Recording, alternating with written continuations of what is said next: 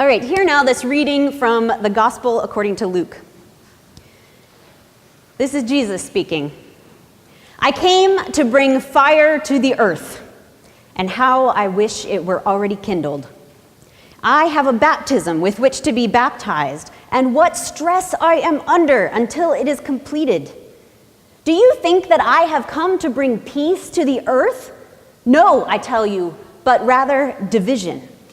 From now on, 5 in one household will be divided, 3 against 2 and 2 against 3, and they will be divided father against son and son against father, mother against daughter and daughter against mother, mother-in-law against her daughter-in-law, and daughter-in-law against her mother-in-law.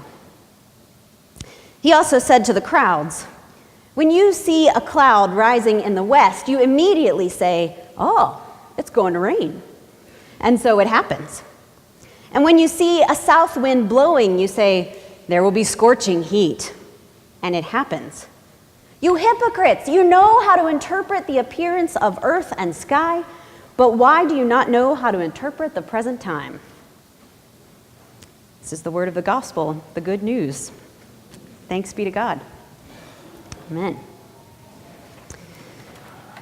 So I think this passage was an especially good one to have my parents in the audience for. The daughter against mother and father against son and all of that. My brother and my sister-in-law and my mom and my stepmother, they're all here. My sister is here.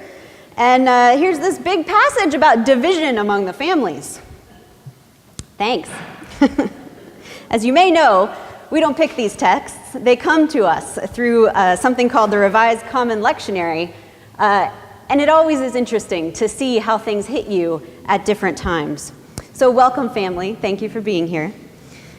And I wonder if any of the rest of you find this text seriously disturbing, as I did. Anybody?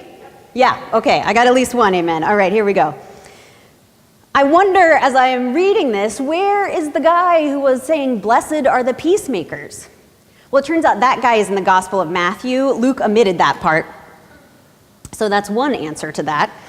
But also, Luke is the one who says, love your enemies, turn the other cheek.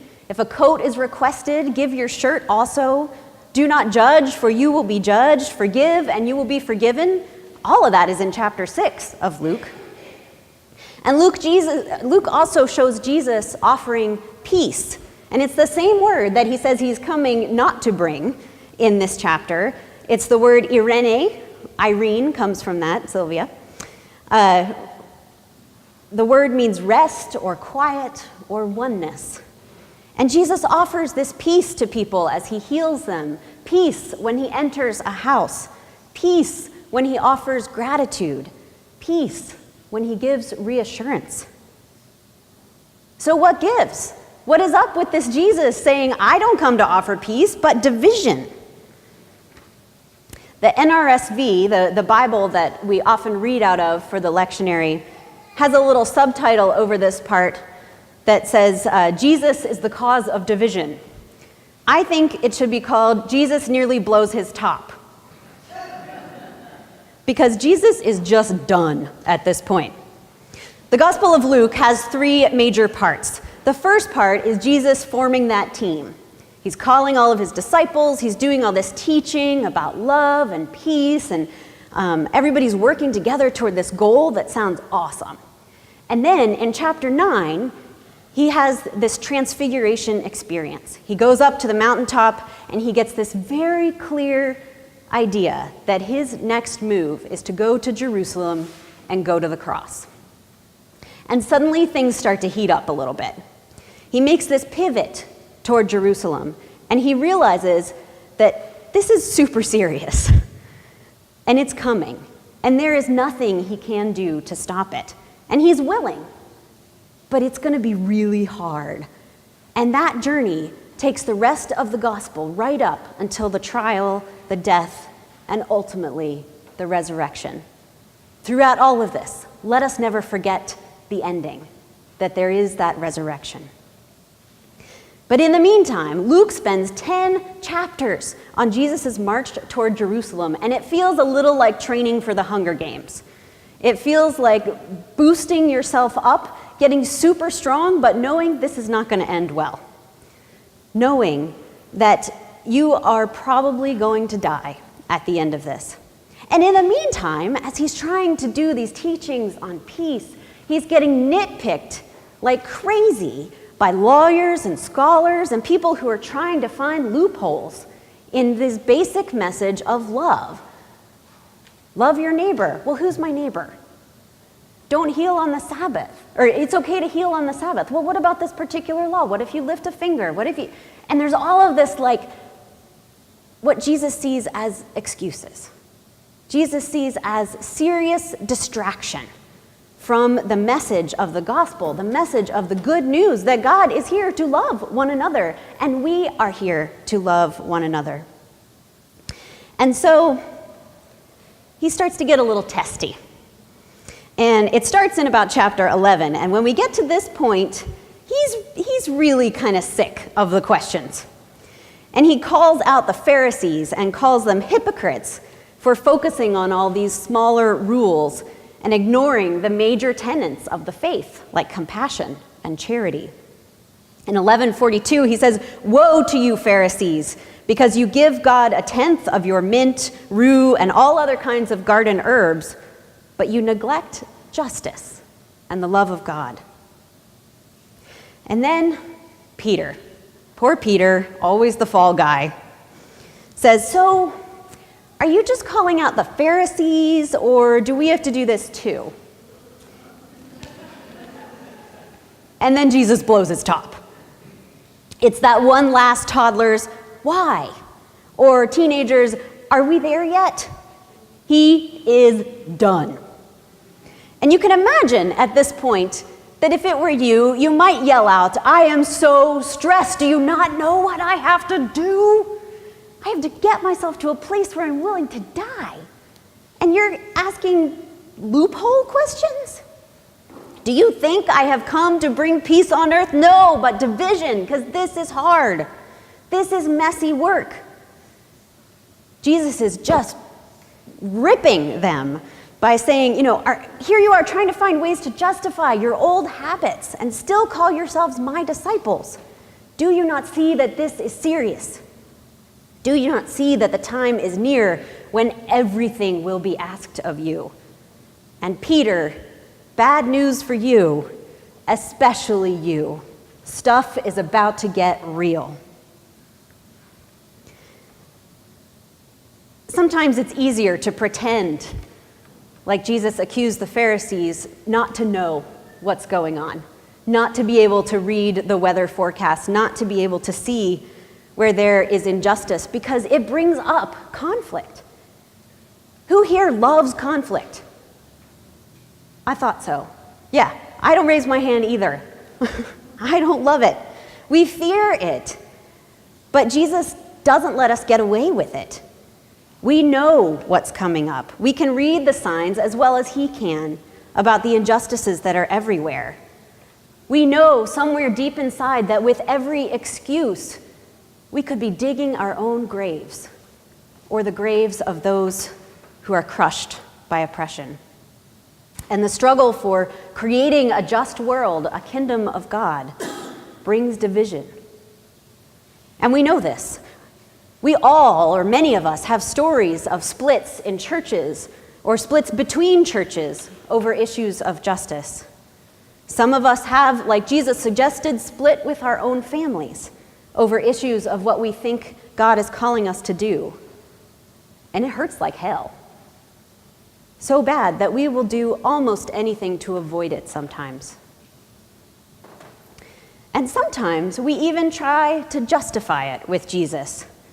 Jesus said to love my neighbor. I guess that means don't tick him off. I don't want to ruin our relationship by saying something when I see my neighbor doing something that's really hurtful. I would rather keep it calm, and then maybe by my loving example, the neighbor will change the way, and it will all be good in 100 years. Les and I have a story of this experience in our own relationship. Today we'll get to celebrate a really wonderful event in our lives, a lifelong dream of becoming parents. But things were not always dreamy for us. We were engaged in 2010, to be married in 2010, and we were planning the wedding, we had a venue, we were making deposits, we were making reservations, and all of a sudden I started having severe anxiety attacks. And I started having something screaming in me, you know this is wrong. You know this is not okay. And I fought it for months because I did not want to bring conflict. I did not want to lose money. I did not want to have to cancel a wedding. That seemed like the most horrible thing possible. Worse than spilling water during a sermon.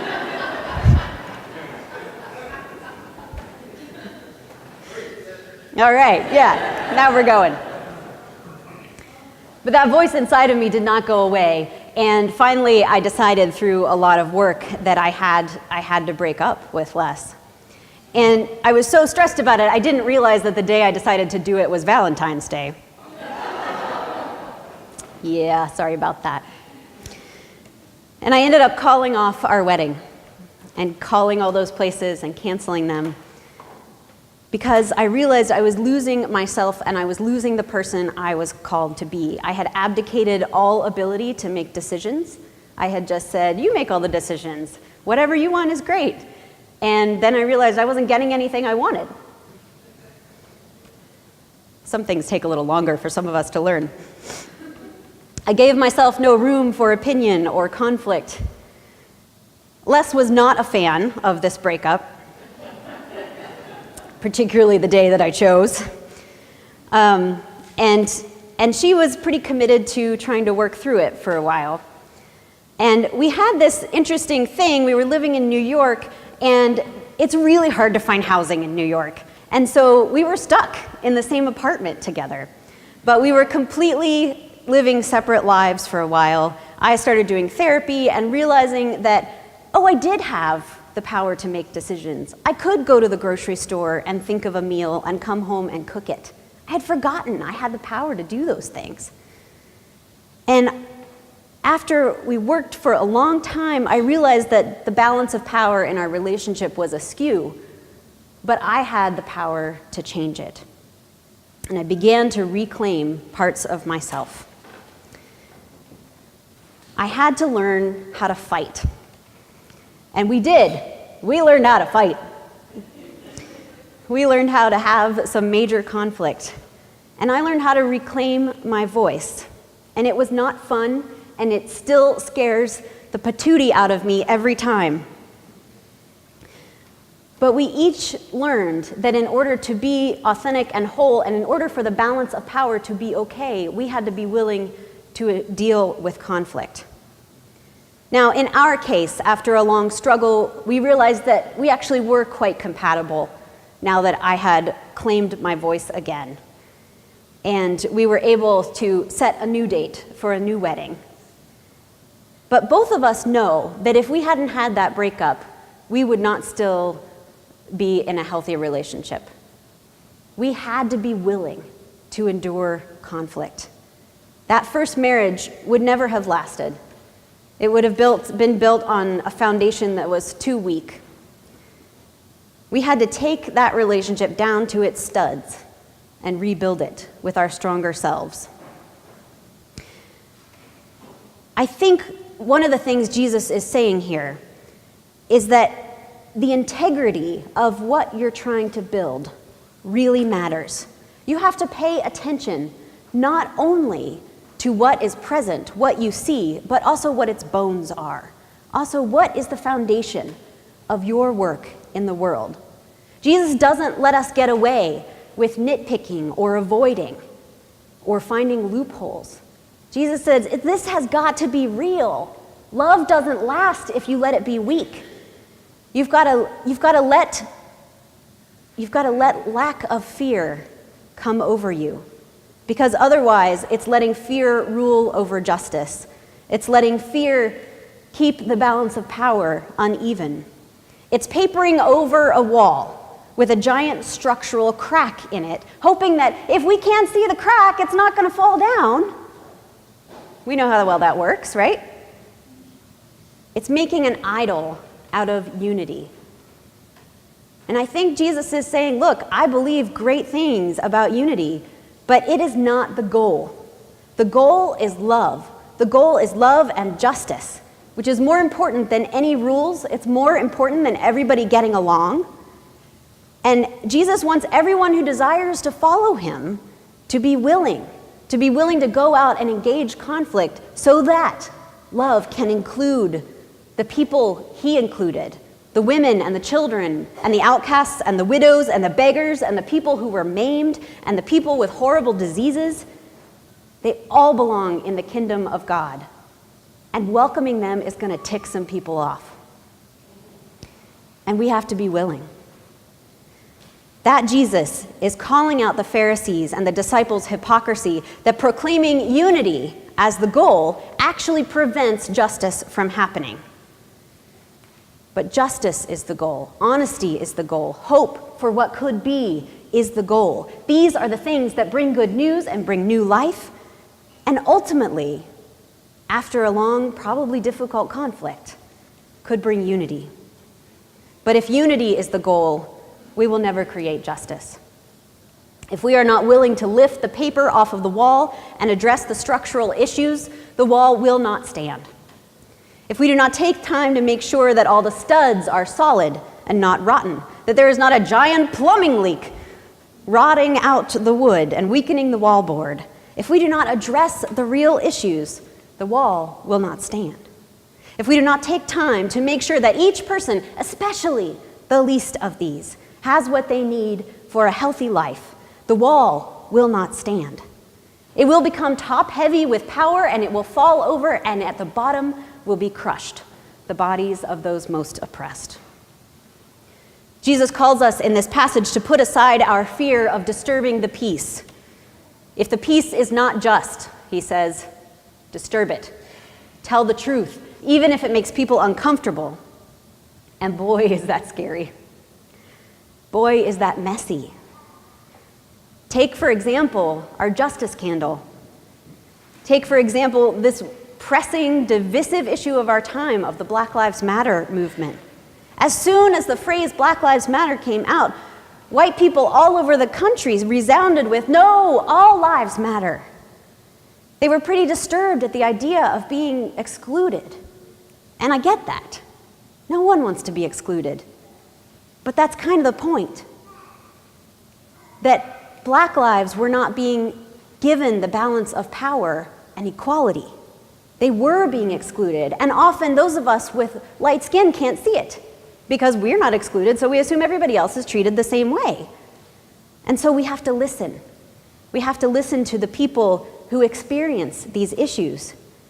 And what they tell us is that video after video of unarmed black men are being shot at a traffic stop, and it's right there on the internet, while white people are being let off without a warning, or handcuffed and given a trial.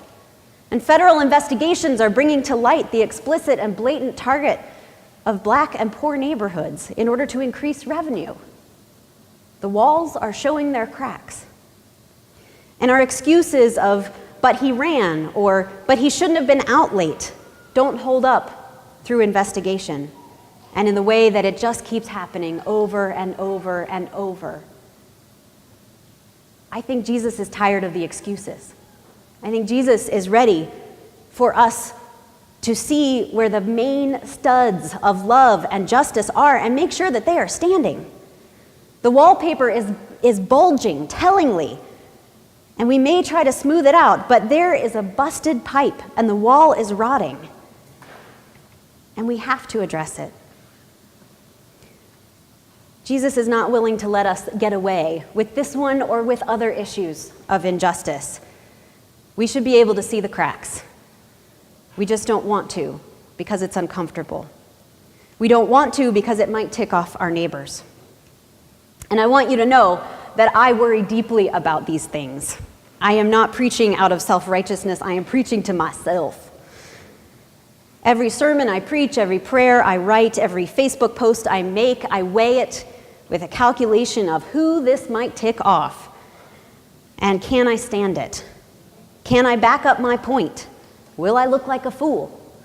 Will I be dismissed as a commie hippie liberal and lose all opportunity for voice later? And these are important calculations, but I can't let them become excuses. You hypocrite, he says. You need to be refined in the fire. You need to get that idolatry of unity melted off of you so that you can focus on the important stuff of love and justice. And it's hard. And I often get it wrong, and we often get it wrong. But Jesus doesn't let us off the hook of try.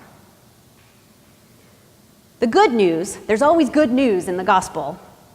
The good news is that Jesus does not leave us without direction. Throughout the Gospel of Luke, he is consistent. He gives us a plumb line to check and see if the wall is solid. That plumb line is love and justice. Is it present? Is it there? Is it standing tall? And if not, we have to keep working on that wall until all are able to live in joy. I found something very helpful in my practice of yoga that I have been doing to help with my back issues. And it's a concept called find your Drishti. As I am in, I've got a lapel I can move. As I am in a pose, for instance, the tree pose, which looks easy and is totally not, and it's something like this, and I start to get wobbly and I start to fall over, I hear my teacher's voice say, find your Drishti. The Drishti is a place of soft focus, off in the distance. And she's always careful to say, don't let it be something that's moving. Don't look at me. I might fall over. Find a Drishti. Find something that you can focus on. And I think when you find that Drishti, you become a lot less wobbly. You might still fall over. I might still fall over. But there's something solid to focus on. Jesus is suggesting that the Drishti for us is love and justice. The concept of Drishti is to gaze outward while bringing attention inward, to find that place where insight and action meet, the place of love. The yogi theory suggests that alleviating suffering is only possible when we see things as they really are, and we bring our full attention to them with love.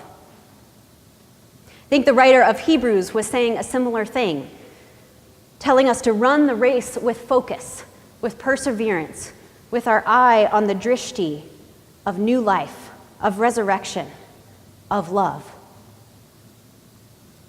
He reminds us that people will suffer greatly for the sake of love because it will be upsetting for some. But that resurrection comes when and only when all are made perfected, all are given a balance of the power, all are brought together in love and justice. Our spiritual ancestors kept going in faith, surrounded by a cloud of witnesses, and they will keep witnessing and encouraging us to love in action. The writer says that the saints that have died before will not without us be made perfect. And that is good news, friends, because we get included. We get brought forward by their efforts. They are our team in training. But also, we will not be made perfect until that last person breaks through the toilet paper finish line into love and justice and joy. Jesus still wants peace, but Jesus wants peace for all of us. And if we make peace our idol and ignore the cracks, the wall is going to fall. And Jesus knows it's going to take his death in order to bring about the resurrection, and that it's going to make people angry and divided, but he keeps love as his drishti, focuses on the cross and its ultimate end, resurrection. Through the drishti of love, he runs the race, and so can we. Beloved, let us love one another. and run with perseverance the race that is set before us. On your mark, get set, find your Drishti, go.